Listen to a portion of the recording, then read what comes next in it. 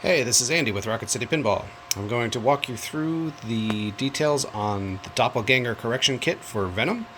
If you have a premium or an LE, we have this problem here, where when you're playing the game and you're standing at the player's perspective, which is about right here, you'll notice that we can see all of the insert triangle arrows, which tell you where your next mini mode shot is and several other important shots, but you can't see it over here in the Doppelganger lane because he's blocking it. He's kind of floating right over it, so you can't see that. So that's the first problem we're going to address.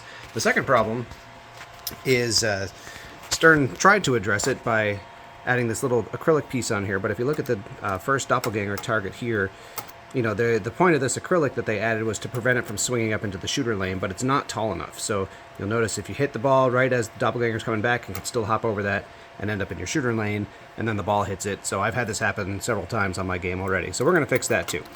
But first and foremost, let's talk about the blocking of the insert issue. So because you can't see that, you know, you need a way to be able to see that, because there were several times I was looking for what shot I was supposed to hit and I couldn't find it, and turned out it was back there. So I made this cool little mounted mirror, and what we're going to do is we're going to mount it on the ramp in the back. So here's a look at what that looks like. So now you can see it back there with the mirror reflecting that insert for you. So it's really easy to install. You need to pull the playfield out and lift it up and set it on playfield jacks if you have them. You've seen my other videos. I often just use a 24-inch 2x4 and mount it on the lift handle in the back. But that'll give you enough access to get to the side of the ramp back here. So you'll see on the side of the ramp here, this is the factory hardware. You have a hex spacer right here and a screw and washer combination on the top of that acrylic. So it's really simple. All you do is you come in and you come in with a screwdriver, you take this out. The screw and the washers will come out all together as an assembly, and then you can get a wrench on that hex spacer and you can twist that off as well. Now, the mirror mod, let me show you my other one I had here. I've added a little curvature and some slotted holes to the mounting tabs in the back, and that will allow you, because, you know, different people are at different heights and you might have a different viewing angle slightly when you play. You know, maybe you lean way down like Lyman Sheets or something, or maybe you stand real tall because you're a big tall guy. So either way, you know, I've got this in here a little bit loose right now, but you can adjust it, so you can adjust the position slightly. So you'll want to, you know, not install it super tight, then get it where you want it and then tighten it down.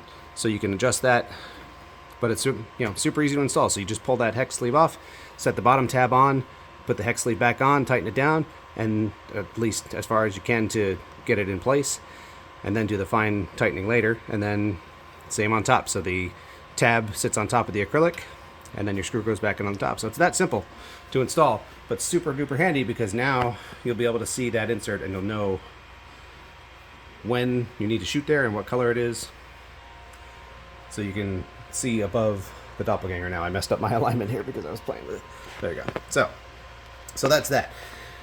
So all you need to do that is your screwdriver and your wrench. That's it. Now the other piece, I'm going to offer this nice taller acrylic piece, and to install that, again, not that hard, but takes a little bit of finesse here because these are very tiny nuts. So you're going to need a 1/4 inch box end wrench. You can actually get on this one with a nut driver because there's enough room, just barely, over the shooter lane. So hold it with the wrench in the back, unscrew it from the front. And then the other one is pretty tight space there. So you're going to be able to, you get your little box wrench and you can get it in there like so.